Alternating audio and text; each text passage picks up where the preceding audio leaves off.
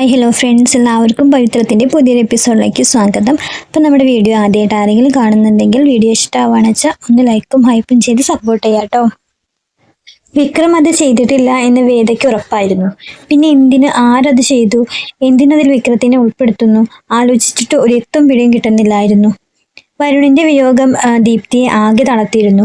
അവൾ പോലും അത് വിക്രമാണ് ചെയ്തതെന്ന് വിശ്വസിച്ചു കഴിഞ്ഞിരുന്നു. വേദയോടൊപ്പം ആ വീട്ടിൽ വിക്രം അത് ചെയ്യില്ല എന്ന് ഉറച്ചു വിശ്വസിച്ചിരുന്ന മറ്റൊരാൾ കൂടി ഉണ്ടായിരുന്നു.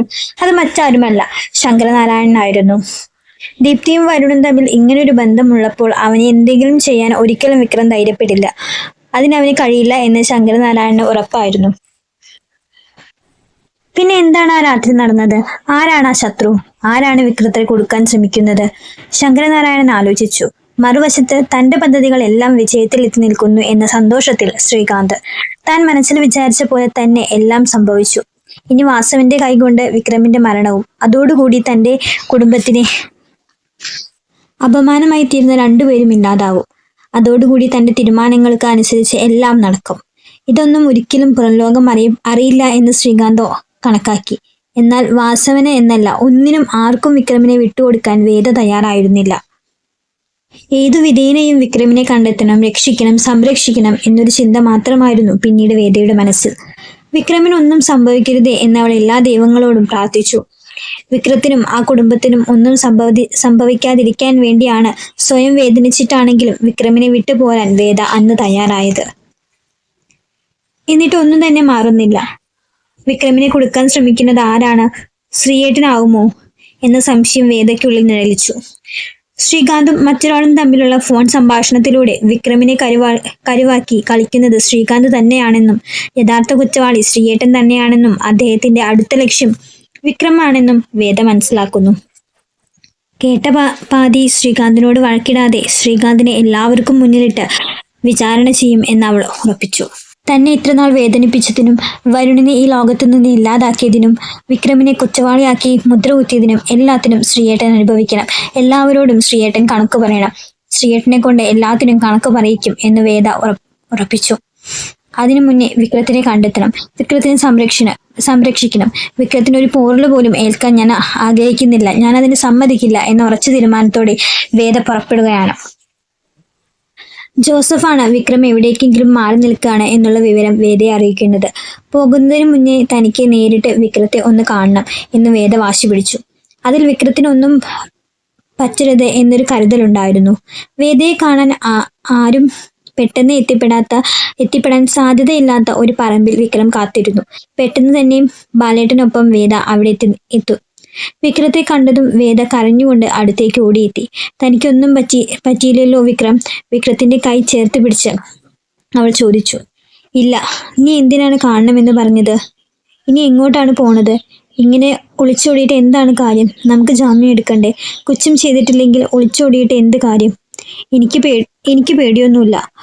ഞാൻ ആരെയും ഒന്നും ചെയ്തിട്ടില്ല. അച്ഛനെ എല്ലാവരും പറഞ്ഞപ്പോൾ മാറി നിൽക്കുന്നു, അത്രേ ഉള്ളൂ. അല്ല, പേടിച്ചിട്ടൊന്നുമല്ല. ഇവർ സംസാരിച്ചു നിൽക്കുന്നതിന്റെ ഇടയിലേക്കാണ് വാസവന്റെ ജീപ്പ് പാഞ്ഞെത്തിയത്. വേദയെയും ബാലേട്ടനെയും മാറ്റി നിർത്തി വിക്രം അവരെ നേരിടാൻ ശ്രമിച്ചു. പലരെയും അടിച്ചിട്ട് വിക്രത്തിന് പക്ഷേ പിടിച്ചു നിൽക്കാനായില്ല.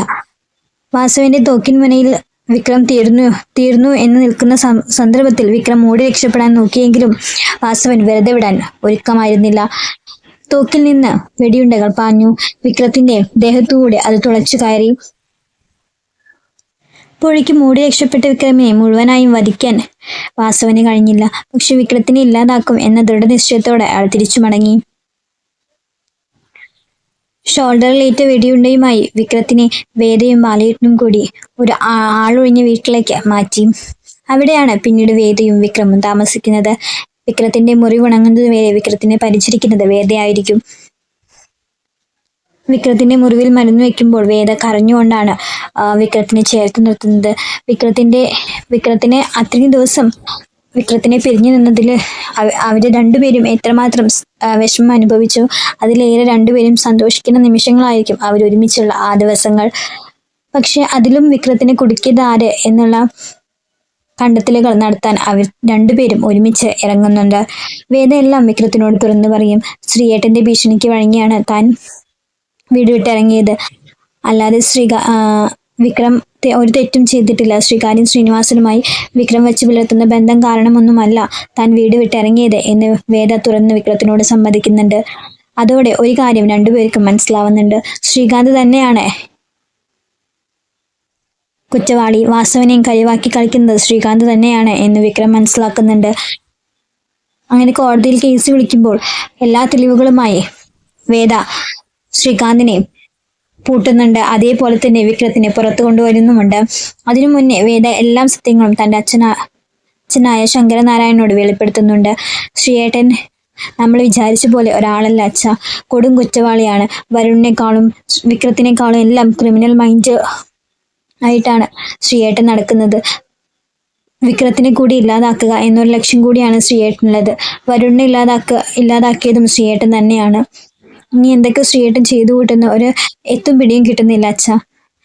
വിക്രത്തിന്റെ അച്ഛനെ കിഡ്നാപ്പ് ചെയ്ത് കൊണ്ടുപോയിട്ട് എന്നെ ഭീഷണിപ്പെടുത്തി എല്ലാം ചെയ്തു കൂട്ടിയത് ശ്രീകാന്തേട്ടനാണ്. ശ്രീയേട്ടനെ ഇങ്ങനെ വിട്ട് കഴിഞ്ഞാൽ ശരിയാവില്ല. കുറ്റവാളിയെയാണ് നമ്മൾ വളർത്തി വലുതാക്കിക്കൊണ്ടിരിക്കുന്നത്. ഇതിനെല്ലാം തക്കതായ ശിക്ഷ ശ്രീയേട്ടന് കിട്ടിയേ മതിയാവൂ. എല്ലാം കേട്ട് കഴിഞ്ഞപ്പോൾ ശങ്കരനാരായണനും അത് ഉറപ്പിച്ചു കഴിഞ്ഞിരിക്കുന്നു. തൻ്റെ മകനെ ഇത്ര വലിയ ക്രിമിനലായി മാറിയിരിക്കുന്നു എന്ന് ശങ്കരനാരായണൻ മനസ്സിലാക്കുന്ന നിമിഷമായിരുന്നു അത്. അതോടെ തന്നെ ശ്രീകാന്തിനോടുള്ള അത്രയും ദിവസത്തെ സ്നേഹമെല്ലാം ഒറ്റനിൽപ്പിൽ ഇല്ലാതായി പോയിരുന്നു. വേദയോടൊപ്പം എന്തിനും ഏതിനും താൻ ഉണ്ടാവുമെന്ന് ഉറപ്പ് ശങ്കരനാരായണൻ നൽകുന്നുണ്ട്. വരുണിന്റെ ജീവനും വിക്രത്തിന്റെ ജീവനും വരുണിന്റെ ജീവന് എന്തായാലും കണക്ക് പറഞ്ഞേ മതിയാകൂ. ഒരു തെറ്റും ചെയ്യാത്ത ഒരാളെ തന്റെ സ്വാർത്ഥ താല്പര്യത്തിന് വേണ്ടി കൊന്നുകളഞ്ഞ ശ്രീകാന്തിന് ഒരിക്കലും മാപ്പ് നൽകരുത് എന്ന് ശങ്കരനാരായണൻ ഉറപ്പിച്ചിരുന്നു. എല്ലാം കലങ്ങി തെളിഞ്ഞ് വിക്രമും വേദയും വീണ്ടും പഴയ പോലെ സ്നേഹത്തോടെ ജീവിക്കുന്നത് കാണാൻ നമുക്ക് കാത്തിരിക്കാം. ഇത് നമുക്ക് വരാൻ പോകുന്ന എപ്പിസോഡാണ്. അപ്പൊ വീഡിയോ ഇഷ്ടമാണെന്ന് വെച്ചാൽ എല്ലാവരും ലൈക്ക് ചെയ്യണം, സബ്സ്ക്രൈബ് ചെയ്യണം. Thank you.